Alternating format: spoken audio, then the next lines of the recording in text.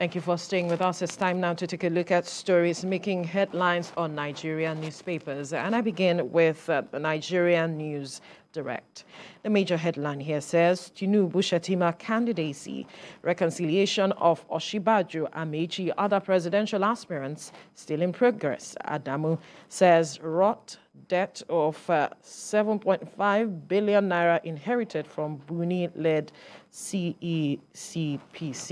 You find all of the details on the front page of the Nigerian News Direct. To the front page of the Business Day now, 5 traps awaiting Nigeria's next president. 5 traps awaiting Nigeria's next president. You find all of the details on the front page of the Business Day. To the First News newspaper now, hashtag NSAS second memorial. Protesters police in showdown at Lekki toll gate. Protesters display symbolic cuffings, blood-stained flags during procession. All of the details on the front page of the First News newspaper. To the Leadership newspaper now, hashtag NSAS, 2 years after, states fail to implement judicial panel's recommendation. CSOs, lawyers flee federal governors over dumping of probe reports. Details on the front page of the Leadership newspaper. So the front page of the Daily Trust now, Customs sack over 2,000 officers for corruption. Hamid Ali expresses concern over meeting 3 trillion naira target. All right, you find the details on the front page of the Daily Trust. Mike? All right. On this side, I'm beginning with the Punch newspaper. The Punch says that 10.7 trillion naira budget deficit. Government may sell TBS, NIPPs, and 25 key assets. No bidders yet, but we have register of assets. So the BP is saying that. And federal government eyeing NNPC, value estimated at over 30 trillion naira. Government must be transparent in sale process, say experts. All right, all that on the front page of the Punch newspaper. Now, Daily Times is next. And the Daily Times says federal government's budget support facility, NEC sets up committee to review modalities for state repayment. Composes committee on flood mitigation. All that on the front page of the Daily Times. And from there, let's go to the Nation newspaper. Federal government halts deduction of CBN's loans to states. And NEC raises panel to review budget support repayment terms.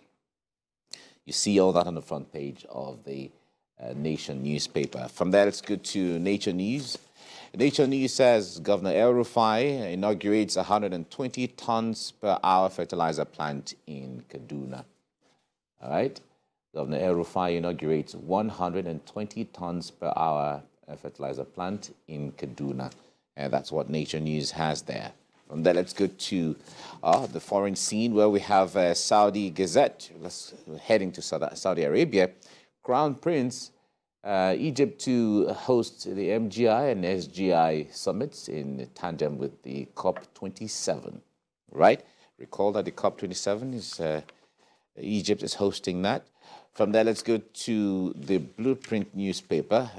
The Blueprint says British Prime Minister Truss quits, says I cannot deliver on the mandate.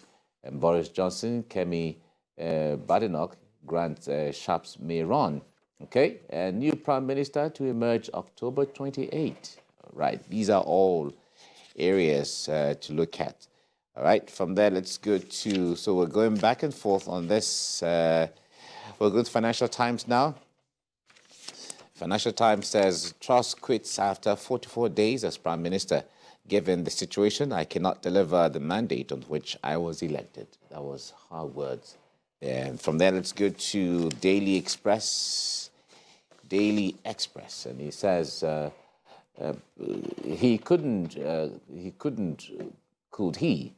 will Boris bounce back to number 10? That's a big question there on the Daily Express. His supporters are saying that he will recontest again. And everyone is waiting to see how that pans out. So Daily Telegraph is the last one we're looking at. Boris Johnson tells stories. I can save party from election wipeout. Okay, I can save the party from election wipeout. That's what Boris is quoted as saying to his supporters. All right, that's it, Veronica.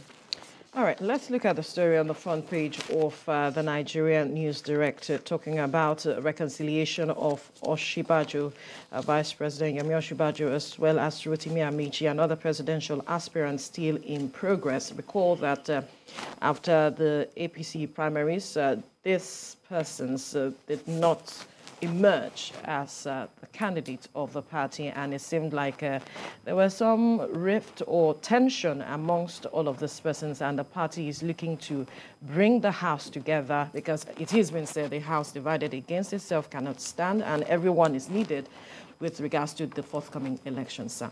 Yeah, it's something that you expect. You know, it was a hard-fought thing, and the fight went on for a long time.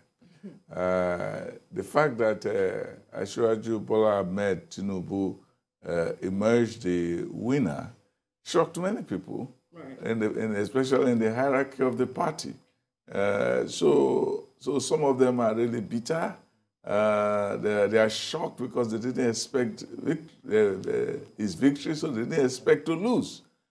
And after all of the horse trading and the maneuvers and so on, the person didn't expect won. So there is a sense that you have been wounded, and the healing doesn't really come easy, because you are talking of men who have a lot of followers. You're talking of men who have a lot of resources to command, and men who have a lot of ego. So for you to bring them together and say, okay, let us now sit down and okay, now work with me, it's not really easy. I mean, in sports, when you defeat somebody, it's not also easy. Right. The person will shake hands with you, but it's like, I think if I have my opportunity, I give you a punch across the face. You can't just disgrace me in public. So to bringing them together and saying that we want to heal is not something that happens automatically. Absolutely. Asiwaju, after the victory, visited Amaechi, stretched hands of fellowship to Osinbajo. Those are the two main personalities who need, I think, reconciliation. Although the thing is said that Amaechi himself wants more attraction within the party, especially because of what's going on now in Rivers State. Absolutely. In which there are other people who are actually putting their heads forward. You don't really hear anything about Amaechi working for him, for Asiwaju. You don't hear anything about Osinbajo working for him. He was even not on the campaign council. So you know that to win is sweet, but Mr. Churchill said, with big victory, I think we call it. He said victory, magnanimity, victory, in war resolution, in victory, magnanimity, in defeat, defiance. No, but you don't have to be defiant in defeat. You have to act. You have to follow the ballad of Sir Andrew, who says, I'm strong and wounded, I lay me down and I rise. We see someone like Yaya Bello. I mean, he was also into the game at the time, and he was, really posing himself as, I think, the white lion at the time. And, he came all out to contest, but when he saw that he lost, he immediately he celebrated his little victory. He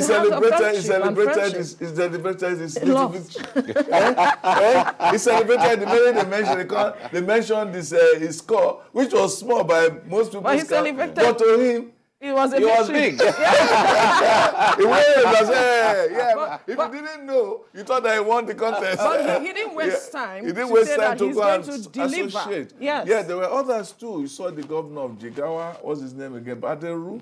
You saw Godswill Akpabio. You saw Amosu. You saw Governor Fayemi. You saw all of them come out and say, now I know that this is the way the thing is.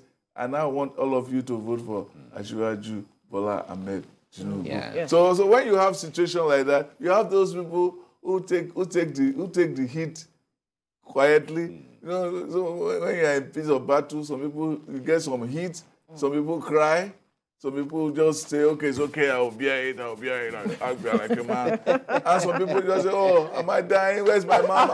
Where's my mama? So the point there is, any contest you're going into, so long as it is a contest, there are two things. It is either you win or you lose.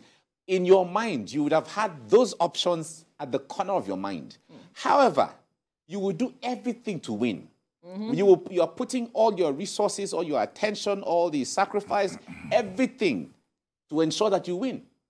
However, the strategy to win, because you don't know the other person's strategy, when we get to the field, that is when your strategy against the other person will certainly jam together, and then the one that has the edge over the other one will win, and then you will discover that all that you came up with, you eventually didn't stand the firepower of the other person.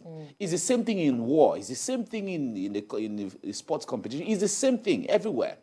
However, at that moment, because you know that if you lose this contest and you just jump ship, you are not seen as an honorable person. So the issue there is that this is your party, or this is your club, or this is your team, as the case may be. If you lose at this point, that's not the end of things. You have another opportunity to recontest again. So in the case of Amaechi and the others, of course, it is a political party.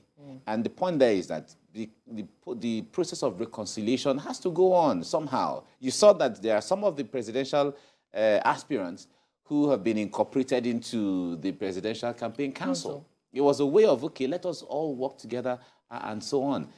But recall that in politics, ego is a very strong currency.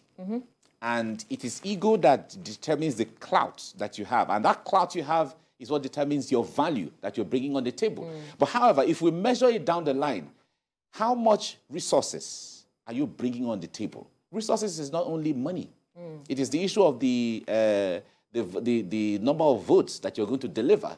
The number of influence that you have along the chain. So the point there is all of these things matter. And in politics, you cannot neglect even one vote. You can't.